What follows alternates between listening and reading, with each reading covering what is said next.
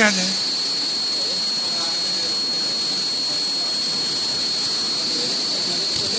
بسم الله الرحمن الرحيم الحمد لله رب العالمين والصلاة والسلام على سيد الأنبياء والمرسلين محمد وعلى آله وأصحابه أجمعين أما بعد فإن أصدق الحديث كتاب الله وأحسن الهدي هدي سيدنا ومولانا محمد صلى الله عليه وسلم وخير الأمور عوازمها وشر الأمور محدثاتها وكل محدثة بدعة وكل بدعة ضلالة وكل ضلالة في النار.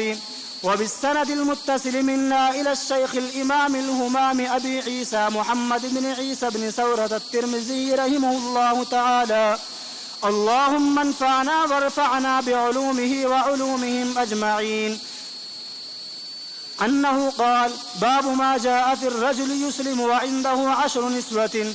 وبه قال حدثنا هناد قال حدثنا عبده عن سعيد بن أبي عروبة عن معمر عن الزهري عن سالم بن عبد الله عن ابن عمر أن غيلان بن سلمة الثقفي أسلم وله 10 نسوة في الجاهلية فأسلمن معه فأمر النبي صلى الله عليه وسلم أن يتخير منهن 4. هكذا رواه معمر عن الزهري عن سالم عن أبيه. وسمعت محمد بن إسماعيل يقول هذا حديث غير محفوظ والصحيح ما روى شعيب بن أبي حمزة وغيره عن الزهري قال حدثت عن محمد بن سويد الثقفي أن غيلان بن سلمة أسلم وعنده 10 نسوة. قال محمد وإنما حديث الزهري عن سالم عن أبيه أن رجلا من ثقيف طلق نساءه فقال له عمر لتراجعن نساءك أو لأرجمن قبرك كما رجم قبر أبي رغال. والعمل على حديث غيلان بن سلمة عند أصحابنا منهم الشافعي وأحمد وإسحاق رحمهم الله.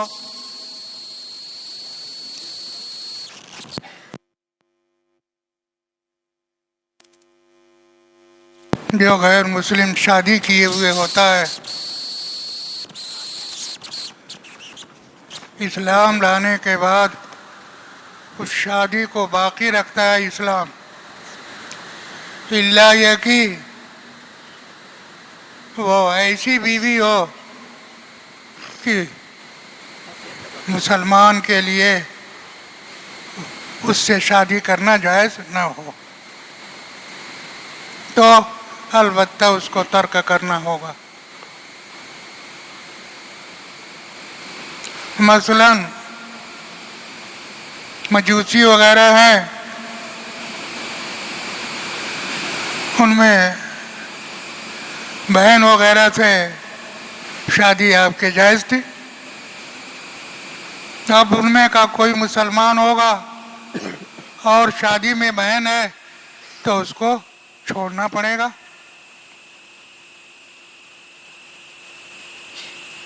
اسی طرح ہی آپ کے اس ہندوستان میں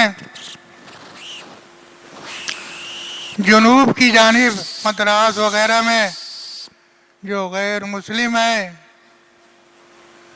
ان میں بہت سی جو اسلام میں محرمات ہیں ان سے شادی کا رواج ہے۔ اب جب مسلمان ہوتے ہیں تو ایک مسئلہ پیدا ہوتا ہے، تو بڑی ایک رکاوٹ ان کے لیے یہ بھی ہے۔ اسی طرح سے اسلام نے 4 سے زیادہ شادی کو جائز نہیں قرار دیا ہے۔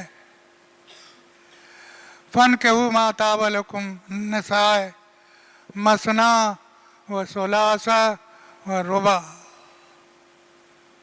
2 3 3 4 4۔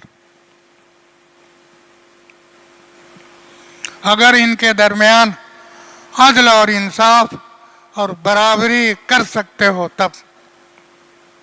وَإِنْ خِفْتُمْ أَلَّا تَعْدِلُوا، اور اگر تم کو ڈر ہے کہ ان میں برابری نہیں کر سکوں گا تو فَوَاحِدَةً، تو پھر ایسی صورت میں ایک ہی سے شادی ضروری ہوگی۔ زیادہ سے کرنا صحیح نہیں ہوگا۔ اب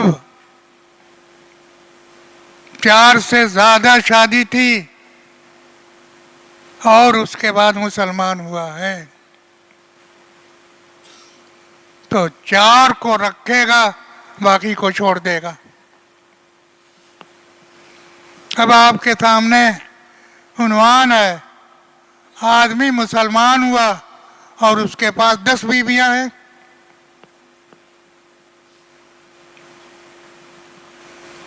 معمر زہری سے نقل کرتا ہے اور زہری سالم سے نقل کرتا ہے، سالم اپنے باپ عبداللہ ابن عمر سے نقل کرتے ہیں کہ غیلان بن سلمہ ثقفی قبیلے ثقیف کا آدمی جو طائف کے اندر لوگ رہتے تھے، وہ مسلمان ہوا تو اس کی 10 بیویاں تھیں کفر کے زمانے میں، اسلام سے قبل۔ تو آپ نے کہا 4 رکھ سکتے ہو، اس سے زیادہ نہیں۔ آپ نے حکم دیا کہ اس میں سے 4 کو منتخب کر لو، جس کو چاہو 4، اس سے زیادہ نہیں ہوگا۔ اس روایت سے بظاہر یہ معلوم ہوتا ہے کہ ان 4 سے ایک ساتھ شادی کیا ہو، آگے پیچھے کیا ہو، بلا کسی تفصیل کے 4 رکھ سکتا ہے، جس میں سے جس کو چاہے 4۔ امام محمد، امام شافعی رحمۃ اللہ علیہ کا یہی قول ہے۔ اس حدیث کے مطابق کہ اس میں سے 4 کو چھانٹ لے، جس کو رکھنا ہو رکھے۔ امام صاحب رحمۃ اللہ علیہ فرماتے ہیں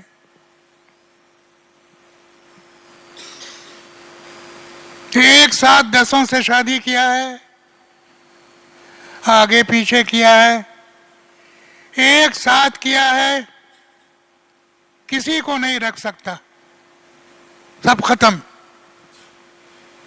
اس لیے کہ 4 سے زیادہ صحیح نہیں ہے۔ اور اس لیے ایک ساتھ 4 سے زیادہ کا کیا تو کسی کی شادی صحیح نہیں ہوئی، لہذا اس میں سے کسی کو نہیں رکھ سکتا، یہ امام ابو حنیفہ کہتے ہیں۔ اسی طرح آگے پیچھے کیا تو 4 سے زیادہ شادی نہیں کر سکتا، لہذا پہلی 4 کو باقی رکھے گا، بعد والی 4 کو اور 6 کو کیا کرے گا، ختم کر دے گا۔ مگر یہ روایت، اس کے اندر تو یہ تفصیل نہیں ہے۔ اس واسطے لوگوں نے کہا کہ امام محمد رحمۃ اللہ علیہ کا قول اس حدیث کے مطابق ہے، امام شافعی رحمۃ اللہ علیہ کا بھی یہی قول ہے، گویا ابو حنیفہ کا قول اس حدیث کے خلاف ہے۔ تو اعتراض تو ابو حنیفہ پر پڑے گا کہ اس حدیث میں کوئی تفصیل نہیں بیان کی گئی اور یہ آپ تفصیل بیان کرتے ہیں، گویا زمانے کفر کے اندر آپ اس کو پابند بنا رہے ہیں اسلامی احکام کا۔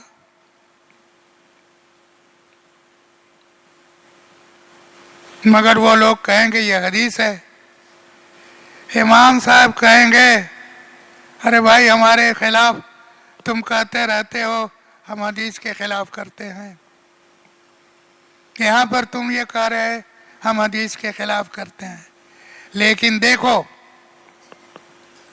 بخاری کہتا ہے یہ حدیث صحیح نہیں ہے،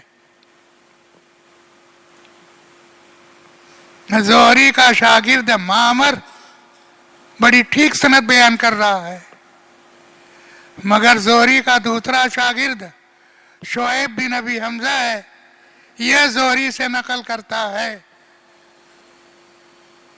تو اس کی سنت دوسری بیان کرتا ہے. سالم وغیرہ کہیں کچھ نہیں.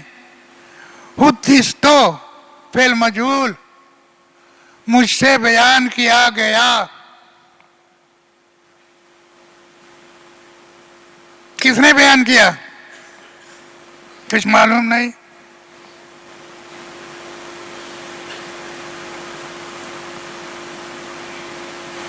اور پیچھے جا کے کہو گے میں نہیں بیان کیا، میں نہیں سن لیا، اس لیے میں نے کہہ دیا بیان کیا گیا.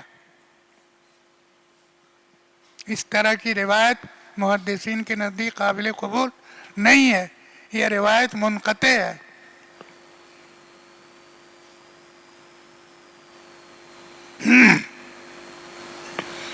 بخاری کہتا ہے یہ روایت معمر والی صحیح نہیں ہے. صحیح وہ روایت ہے جو شعیب بن ابی حمزہ اور دوسرے لوگوں نے زہری سے نقل کیا. اس میں زہری کہتا ہے حدثتو عن محمد بن سوید ثقفی ان غیلان بن سلمہ مسلمان ہوا تو اس کے پاس 10 بیویاں تھیں.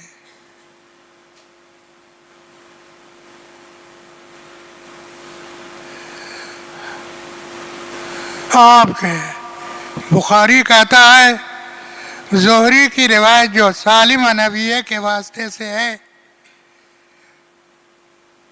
وہ صحیح ہے کہ ثقیف کے ایک آدمی نے اپنی بیویوں کو طلاق دیا تھا. کئی بیویاں تھیں، تمام بیویوں کو طلاق دے دیا. عمر ابن خطاب نے کے زمانے کا قصہ ہے. عمر ابن خطاب نے کہا تمہارے شیطان نے تمہارے دل میں یہ خیال ڈالا کہ اب میں مرنے والا ہوں اور میں اپنی بیویوں کو کچھ نہیں دوں گا، خالی بیٹوں کو دے دوں گا، اس لیے تو طلاق دے رہا ہے تاکہ عدت گزر جائے گی، اب وہ نہیں وارث ہوگی. رجوع کر اور نہیں تو بہت پٹائی کروں گا میں، اور تم کو سنگسار کروں گا تمہاری قبر پر، جیسا ابو رغال کی قبر پر سنگسار کیا جاتا ہے. تو یہ قصہ آپ کے عمر ابن خطاب کے زمانے کا ہے، نبی کریم علیہ السلام کے زمانے کا نہیں ہے. لہذا جس کو وہ لوگ استدلال میں پیش کرتے ہیں وہ صحیح نہیں ہے. لہذا ابو حنیفہ کے بارے میں کہنا کہ وہ حدیث کے خلاف ہے یہ صحیح نہیں ہوگا. چلیے. باب ما جاء في الرجل يسلم وعنده أختان وبه قال حدثنا قتيبة قال حدثنا ابن لهيعة عن أبي وهب الجيشاني أنه سمع ابن فيروز الديلمي يحدث عن أبيه رضي الله عنه قال أتيت النبي صلى الله عليه وسلم فقلت يا رسول الله إني أسلمت وتحتي أختان فقال رسول الله صلى الله عليه وسلم اختر أيتها شئت. هذا حديث حسن غريب. وأبو وهب الجيشاني اسمه الديلم بن هوشع. یہ قبیلہ دالم کے لوگ تھے، یہاں پر ہے وہ مسلمان ہوا اور اس نے 2 بہنوں سے شادی کر رکھی تھی، 2 عورتوں سے جو آپس میں بہن تھیں. اور قرآن نے محرمات کے بارے میں کہا فلاں فلاں حرام ہے، وَأَن تَجْمَعُوا بَيْنَ الْأُخْتَيْنِ، اور 2 بہنوں کو جمع کرنا یہ بھی حرام ہے. تو نبی کریم علیہ السلام نے کہا ایک ہی کو رکھ سکتے ہو، دونوں کو نہیں رکھ سکتے ہو. میں نے ابھی بتایا کہ مسلمان ہونے کے بعد اگر محرمات میں سے ہوں گی تو اس پر برقرار نہیں رکھا جائے گا. 4 سے زیادہ ہے اس کو ختم کیا جائے گا. ایسے ہی دو بہنیں ہیں تو ایک بہن پر اکتفا کرنا ہوگا, دوسرے کو چھوڑنا ہوگا. اور اگر دوسری محرمات ہیں, بہنیں اپنی ہیں, اپنی پھوپھیاں ہیں, اپنی خالائیں ہیں, اور کتنے بدتمیز تھے جو اپنی ماں سے بھی آپ کے شادی کیے ہوئے تھے. ایک تو حقیقی ماں اور ایک باپ کی بیوی. وَلَا تَنْكِحُوا مَا نَكَحَ آبَاؤُكُمْ. تو اس طرح کی ہے تو کسی کو رکھنا صحیح نہیں ہوگا, سب کو چھوڑنا ہوگا. چلیے. باب الرجل يشتري الجارية وهي حامل. وبه قال حدثنا عمر بن حفص الشيباني البصري قال حدثنا عبد الله بن وهب قال حدثنا يحيى بن أيوب عن ربيعة بن سليم عن بسر بن عبيد الله عن رويفع بن ثابت رضي الله عنهم عن النبي صلى الله عليه وسلم قال: من كان يؤمن بالله واليوم الآخر فلا يسقي ماؤه ولد غيره. هذا حديث حسن وقد روي من غير وجه عن رويفع بن ثابت. والعمل على هذا عند أهل العلم. لا يرون للرجل إذا اشترى جارية وهي حامل أن يتأها حتى تضع. وفي الباب عن ابن عباس وأبي الدرداء والعرباز بن سارية وأبي سعيد رضي الله عنهم. جی میں نے اس کے پہلے بیان کیا اور کتاب العتاق کے اندر آپ پڑھیں گے غلامی یا جنگ کے اندر جو گرفتار ہوں ان کو غلام بنایا جاتا تھا.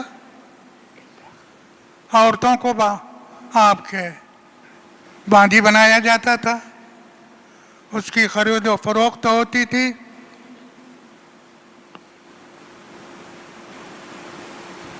اسلام آیا تو آپ کے اصلاح اس نے تو کی, مگر ایک طرفہ اس کو نہیں ختم کیا جا سکتا. یہ کیا مطلب ہوا کہ ہم جنگ میں کمزور رہیں تو ہمارے آدمی قیدی بنائے جائیں, غلام بنائے جائیں, ہماری آپ کے عورتیں باندھی بنائی جائیں, اور ہم جب طاقتور ہوں تو ہم نہ بنائیں. یہ کام تو دونوں طرف سے اتفاق ہوگا تب آپ کے ہوگا. اس لیے اسلام نے اس کو باقی رکھا. البتہ اس کی اصلاح کی اور غلام اور باندیوں کے آزاد کرنے کی بڑی ترغیب دی, اور بہت سے کفارے کے اندر اس کو آپ کے جاری کیا کہ غلام کو آزاد کر دو, جاریہ کو آزاد کر دو. کفارے قسم ہے, کفارے دیار ہے, ان سب کے اندر آپ کے ہے. اور بلا کفارے کے ویسے آپ کے بڑی فضیلت بیان کی گئی کہ جب آدمی غلام کو, جاریہ کو آزاد کرتا ہے تو اللہ تعالیٰ اس کے ایک ایک عضو کے بدلے میں اس آزاد کرنے والے کے عضو کو آزاد کرتا ہے. جس کی بنا پر علماء نے کہا مردوں کے لیے بہتر ہے کہ مرد کو آزاد کریں, عورتوں کے لیے بہتر ہے کہ وہ عورتوں کو آزاد کریں, تاکہ عضو کا مقابلہ عضو سے ہو. اور آزادی کی بنا پر اللہ تبارک تعالیٰ اس کے ہر عضو کو آزاد کرتا ہے. اس بات پہ نبی کریم علیہ السلام سے لے کر تمام صحابہ, تابعین اور بعد کے زمانے کے لوگوں نے اتنی کثرت سے آپ کے غلام کو آزاد کیا. نبی کریم علیہ السلام نے اس کی آپ کو اس کی کیا ضرورت تھی؟ آپ کو تو جہنم سے ایسے ہی آزاد ہیں، مگر آپ نے اپنی عمر کے مطابق 64 آپ کے غلاموں کو آزاد کیا، اور اس کی دیکھی دیکھا آپ کے دوسرے لوگوں نے جن کے پاس پیسہ ہوا، اور بعد کے اندر تو تقریباً سبھی صحابہ کو ہوا، ہر ایک نے اپنی عمر کے مطابق آپ کے کیا، نبی کریم علیہ الصلوۃ والسلام کی اقتداء میں۔ اور حضرت عثمان بن عفان رضی اللہ تعالیٰ عنہ، تو جب ان کا محاصرہ ہوا، اس محاصرے کے دوران میں آپ کے بہت کافی تعداد میں غلاموں کو آزاد کیا، اور بعضے تو 500 ایک دن میں غلاموں کو آزاد کیے۔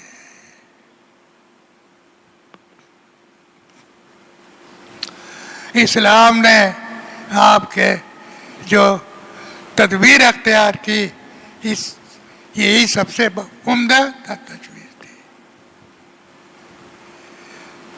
آپ کے یورپ سب سے زیادہ آپ کے غلام ہیں، ان تمام جگہوں پر قبضہ کر کے سب کو غلام بنا لیا۔ امریکہ کے اندر تو آج وہی تعداد زیادہ ہو گئی ہے۔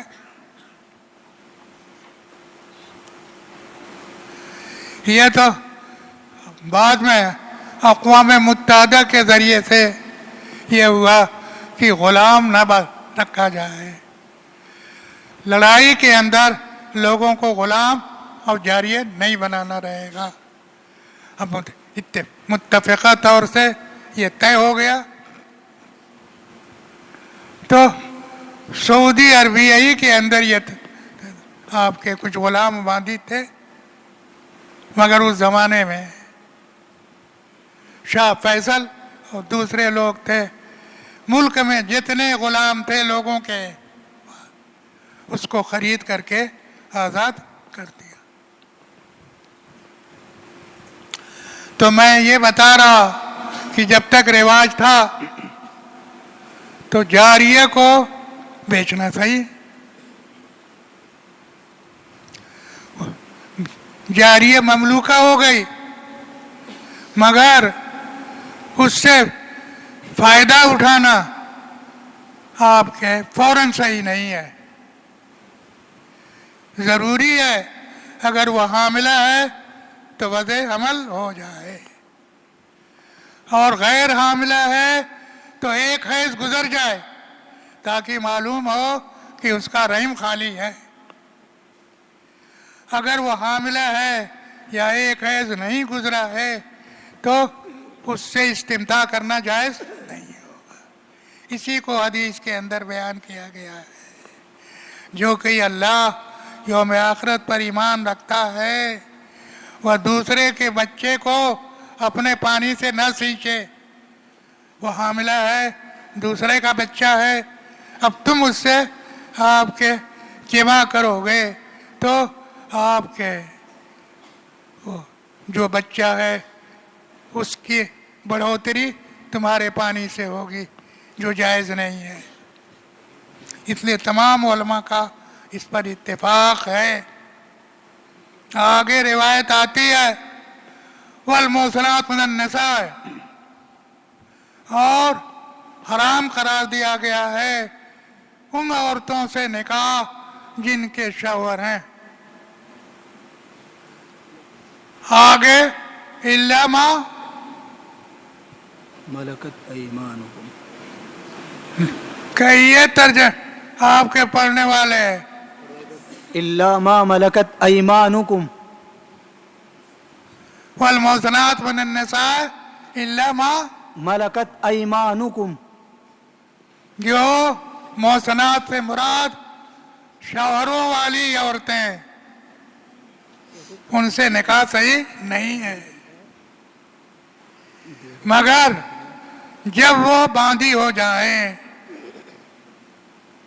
تو جب باندھی ہو جائیں گی تو جس کی ملکیت آ جائے گی اس کے لیے فائدہ اٹھانا ایک شرط پر صحیح ہے، وضع حمل ہو جائے اگر حاملہ ہے تو، اور نہیں تو ایک حیض گزر جائے اور معلوم ہو جائے کہ اس کا رحم صاف ہے۔ چلیے باب ما جاء يسبي الأمة ولها زوج هل يحل له وطيها. وبه قال حدثنا أحمد بن منيع قال حدثنا هشيم قال حدثنا عثمان البتي عن أبي الخليل عن أبي سعيد الخدري رضي الله تعالى عنه وعنهم أنه قال أصبنا صبايا يوم أوتاس ولهن أزواج في قومهن فذكروا ذلك لرسول الله صلى الله عليه وسلم فنزلت والمحسنات من النساء إلا ما ملكت أيمانكم. هذا حديث حسن. وهكذا رواه الصبري عن عثمان البتي عن أبي الخليل عن أبي سعيد الخدري رضي الله عنه. وأبو الخليل اسمه صالح بن أبي مريم. غزوہ حنین کے بعد غزوہ اوتاس ہوا ہے، یہ لوگ آپ سے لڑنے کے لیے آ گئے، اپنے بچوں کو بھی عورتوں کو بھی ساتھ لائے تاکہ ان بچوں اور عورتوں کی خاطر میدان جنگ میں آپ کے ڈٹے رہے اور جان دے دیں مگر میدان چھوڑ کے نہ بھاگے۔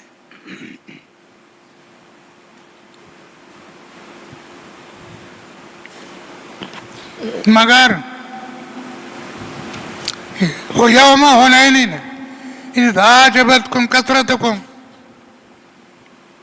اس دن مسلمانوں کی تعداد زیادہ تھی، کفار کی تعداد کم تھی۔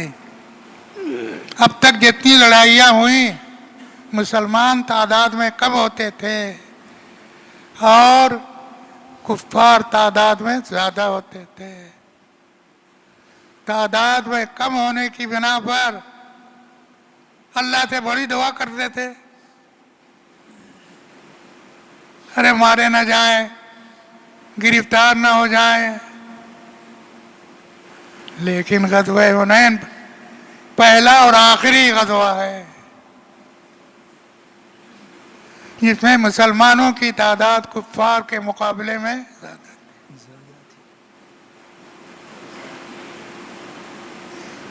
تو اب بڑے بول نکلنے لگے، ارے میاں جب ہم تعداد میں کم تھے تو ہم نے ان کو مار بھگایا،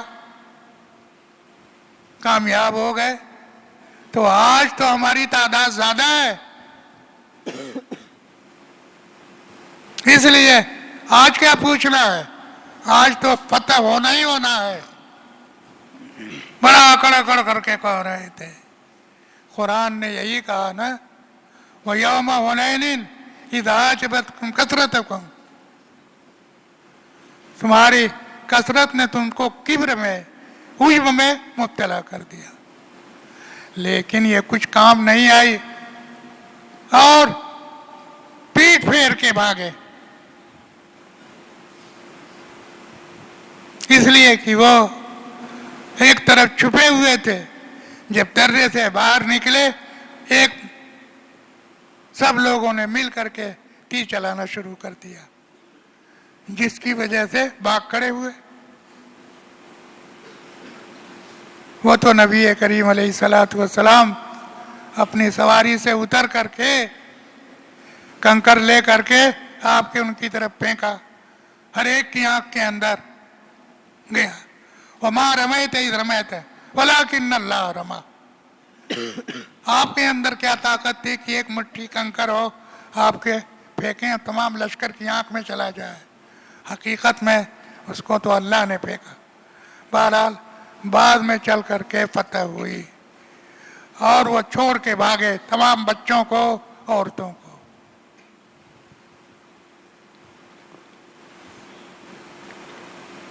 تو اب उनके शौहर मौजूद हैं भागे हुए।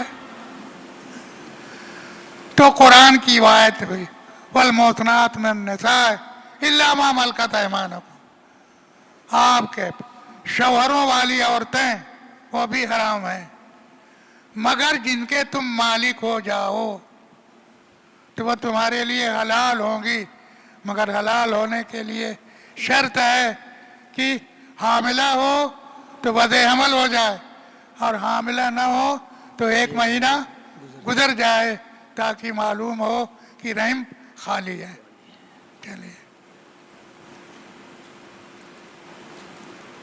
चलिए باب ما جاء في كراهية مهر البغي. وبه قال حدثنا قتيبة قال حدثنا الليث عن ابن شهاب عن أبي بكر بن عبد الرحمن عن أبي مسعود الأنصاري رضي الله عنه أنه قال نهى رسول الله صلى الله عليه وسلم عن ثمن الكلب ومهر البغي وعلوان الكاهن. وفي الباب عن رافع بن خديج وأبي حجيفة وأبي هريرة وابن عباس رضي الله عنهم. وحديث أبي مسعود حديث حسن صحيح. جی باب یہ ما ہدایہ عقیدین کا مسئلہ ہے، کن کن چیزوں کا بیچنا صحیح ہے، کس کا بیچنا صحیح نہیں ہے۔ ارے کتا تو ایسا ہے جو پڑے کسی برتن میں منہ ڈال دے، اتنا ناپاک ہے کہ 7 مرتبہ دھو لو۔ یہ تم آپ کے 3 مرتبہ کہو، مگر اور لوگ تو 7 مرتبہ کہتے ہیں، تو اس کا بیچنا کہاں سے طے ہو جائے گا؟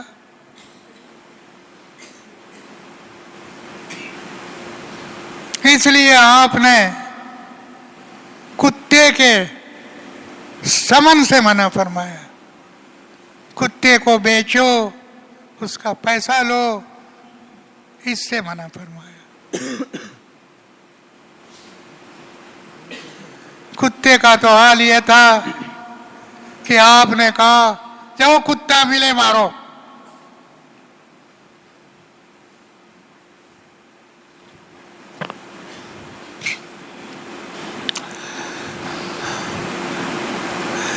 تو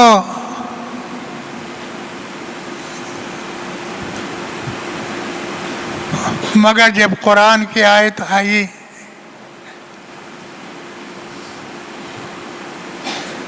آپ کے وَإِلَّا لَكُمْ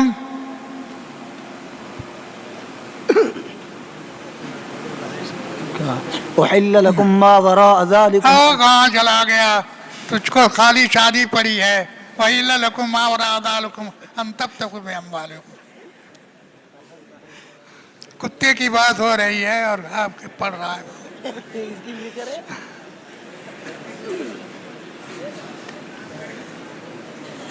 من الجوارح مقلبین تعلمون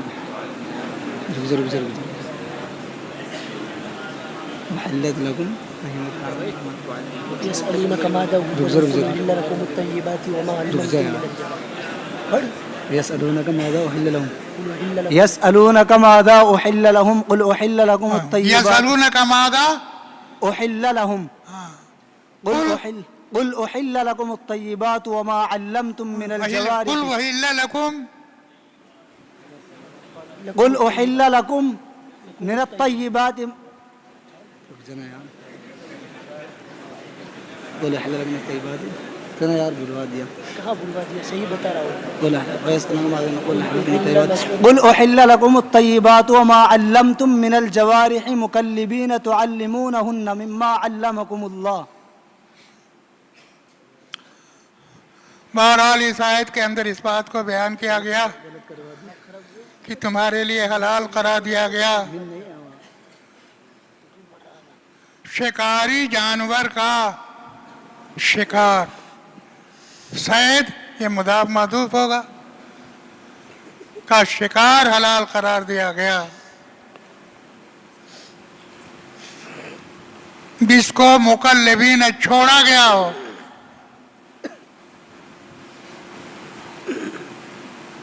تو اس کو جب حلال کر دیا گیا اس کے شکار کو، تو ایک ذریعہ ہو گیا یہ کمانے کا. تو ایک روایت میں ہے، روایت گرچہ وہ ضعیف ہے، کہ آپ نے جائز قرار دیا کلب معلم کے ثمن کو. آگے کتاب بیوع میں وہ روایت آئے گی، اگرچہ سند کے اعتبار سے ضعیف ہے. الغرض حنفیہ کے نزدیک کلب معلم کا بیچنا صحیح. ان حضرات کے ہاں معلم غیر معلم کسی کا بیچنا صحیح نہیں، جیسے اس میں کوئی قید نہیں ہے، اور مطلقاً کتے کی قیمت سے منع فرمایا ہے. وہ مہر البغی، بغی بغایا، آپ کے زانیہ کی اجرت، اس اجرت کو مہر سے تعبیر کیا گیا ہے. وہ ناجائز ہے، حرام ہے، لہذا اس کا اجرت لینا بھی صحیح نہیں ہے. کاہن،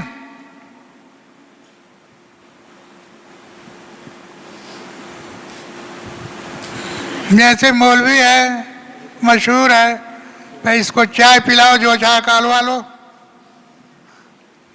یعنی اتنا ہلکا مولوی ہے کہ چائے پر بک جاتا ہے. یہی تو مطلب ہوا.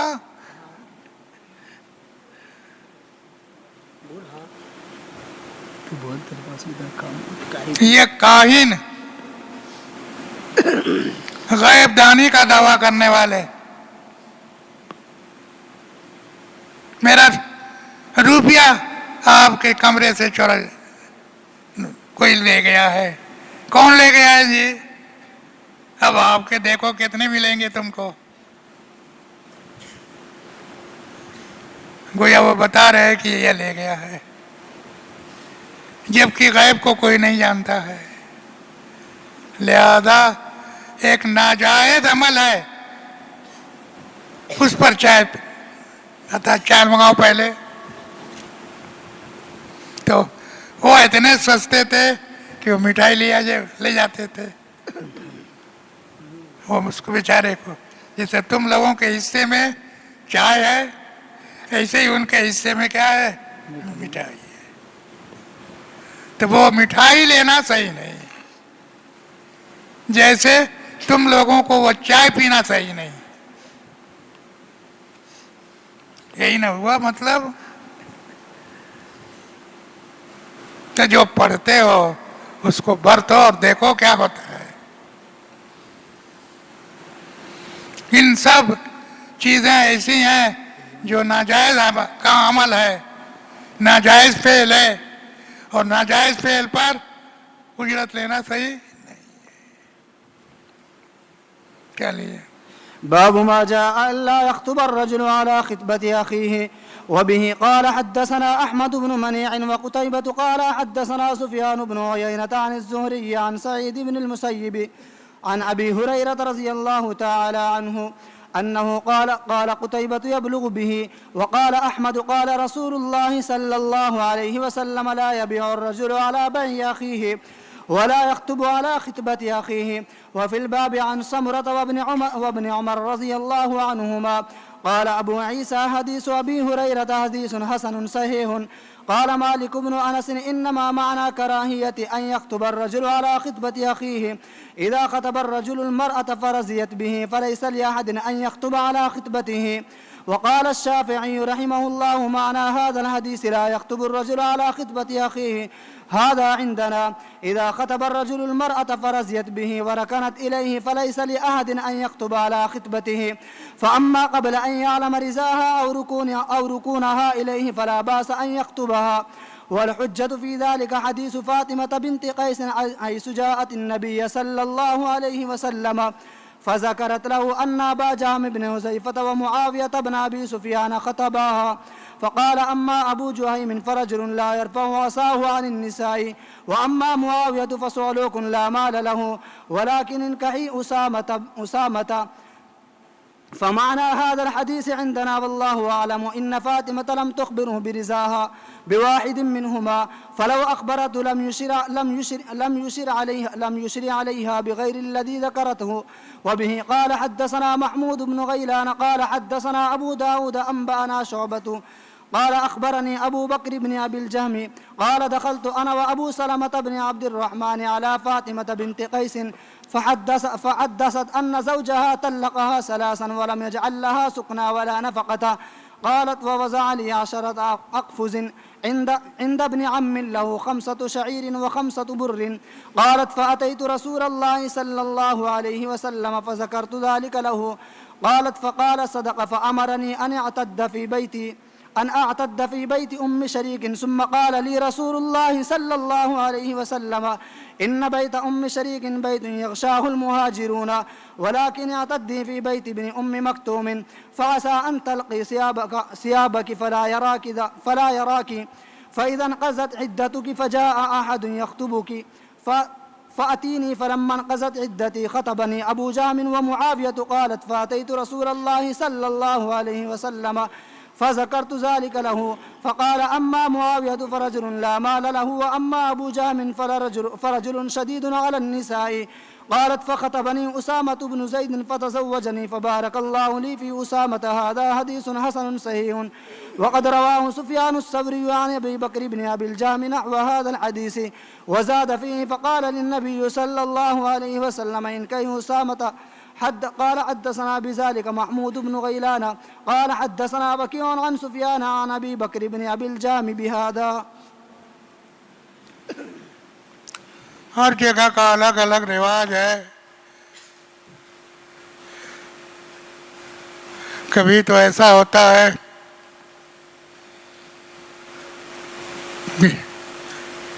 آپ کے نکاح کا پیغام مختلف لوگ دیتے ہیں تو ابھی اپنے لڑکوں کی اپنے لڑکے کا دے دیا وہ بھی دے دیا وہ بھی دے دیا.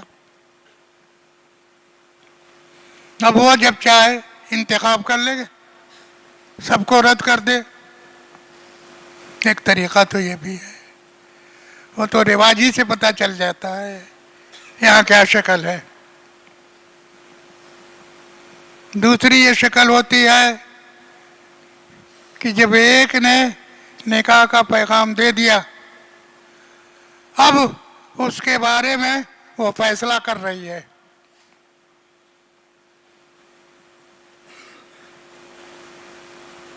تو ایسی صورت میں دوسرے صاحب کو وہاں پر نکاح کا پیغام نہیں دینا چاہیے. یہ لڑائی اور جھگڑے کا باعث ہوگا.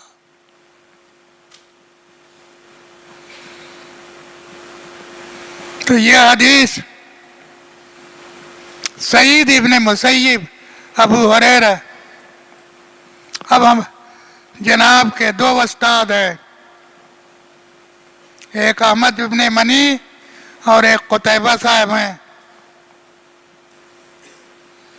عن ابی ہریرہ یبلغ بہ الی النبی صلی اللہ علیہ وسلم. یہ لفظ استعمال کیا. قتیبہ نے کہا ابو ہریرہ اس بات کو نبی کریم علیہ السلام کی طرف پہنچاتے تھے. اب لوگوں بہی کا لفظ استعمال کرتے تھے. اور احمد ابن منی جو ہے وہ نقل کرتا ہے تو قال رسول اللہ صلی اللہ علیہ وسلم کہتے تھے.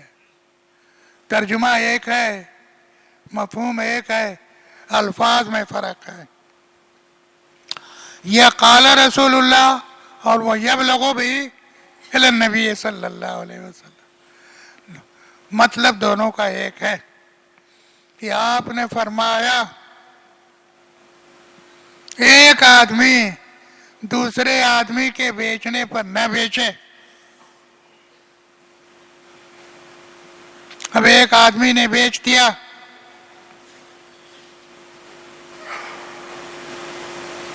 ایک آدمی کے ہاتھ تو اس کے بعد دوسرا آئے اور آ کے کہے ارے اس کے ہاتھ مت بیچو میرے ہاتھ بیچ دو،